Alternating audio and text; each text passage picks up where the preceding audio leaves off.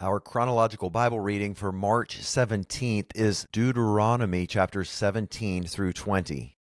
You know, instructions are important when they're repeated again and again. When we tell our children, don't play in the street, we want you to live long and be successful. So we will repeat the most important commands that have to do with life and death again and again. Chapter 17 of Deuteronomy begins with, do not offer to God a sacrifice of an animal that has defects. We know by meditating on the Word of God, he's talking about making sacrifices half-heartedly. We are not going to make a pledge to God and say, God, I will cleanse my life of all things that aren't important to me. He's saying, no, put the love and devotion to Yahweh your God first and foremost, so that you're even willing to give up the things that are most important to you. God is looking for rare sacrifices. He doesn't want our leftovers. He wants the very best of who we are. That's why we, as the people of God today, are devoted to spending the first hour of our day with Him and in His Word and in prayer, because we will give Him the best of who we are and of what we have. Again and again in these paragraphs, God is reminding Moses to remind the people, you must purge the evil from you. Come completely out of this world. You are not to be like them. Don't compromise in your sacrifices to God. Don't compromise in your walk of holiness. Eradicate the evil from your life. Don't tolerate any of it. He then goes on to warn them about when you ask for a king, make sure you choose somebody from among you. Don't choose a foreigner to rule over you, because they won't understand these laws. They won't subject themselves to them. Choose one of your brothers to be your leader. And when you do that, put these statutes in place. Make sure he doesn't become rich.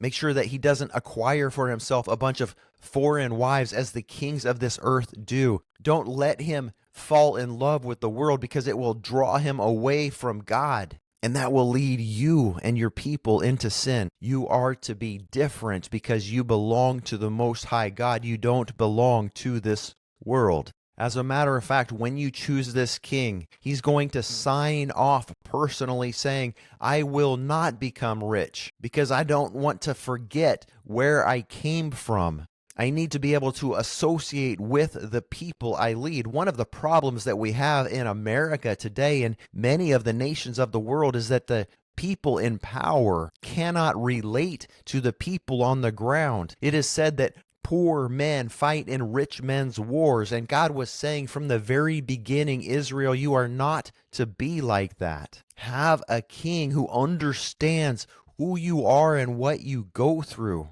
Don't allow them to be set apart, because then they won't relate, and then they're not going to value your lives, and then they're going to cause foreign wars that they themselves are not going to be fighting in, and they're not sending their sons to fight in it either. Speaking of war, in chapter 20, God gives them instructions on how they are to go off to war when that time comes. The first thing they are to do is to have the priest come and address them. And the priest is going to remind them to not be afraid, even when your enemies are bigger than you, even when it looks like the odds might be against you in this natural realm. Don't be afraid, because you don't wage war the way the world wages war. You, the people of God, have God going before you, and he will give you the victory, so don't be afraid. And then when the priest leaves after blessing and instructing the people, they are to have the officers of the army come and speak to them.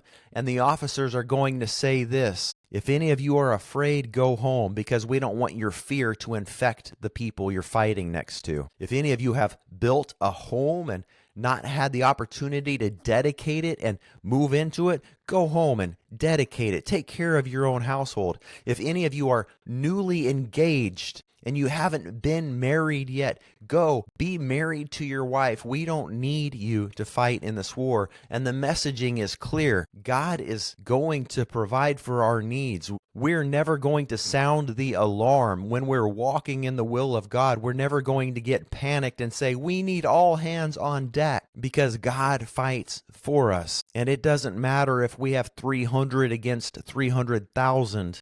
God will obtain the victory. So if you have other things that are pressing that will distract you from carrying out this mission, go and do the things you need to do.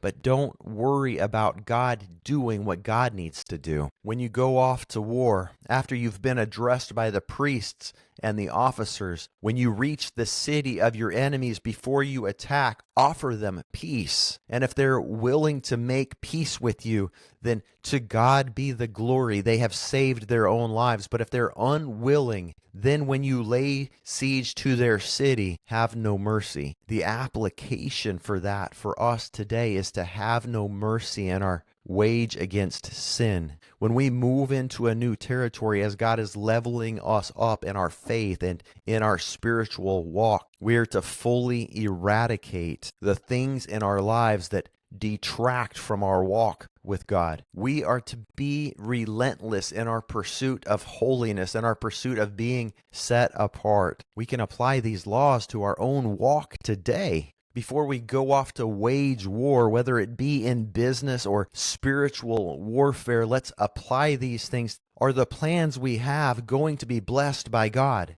Can we have the priests of God, fellow believers who are wise and on fire, stand before us and bless the plans we have? Can we then hold those plans loosely up to the Lord and say, Father, can you provide the victory? Because unless you are going before me, I am not going.